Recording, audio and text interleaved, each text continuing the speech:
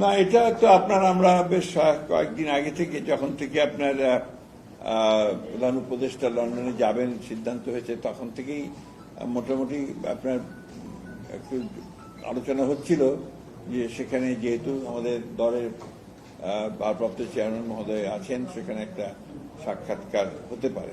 এটা একটা সম্ভাবনা তখন থেকেই আপনার শুরু হয়েছিল। এটা আপনার এখন ম্যাচিওর হয়েছে এবং আমাদের এটা নিয়ে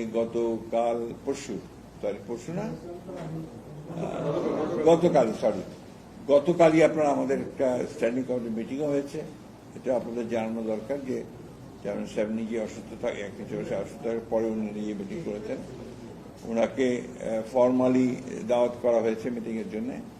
এটা আপনার 13 তারিখে 9টা থেকে 11টা পর্যন্ত লন্ডন টাইমে এই সময়টা দেওয়া হয়েছে আর কি। তো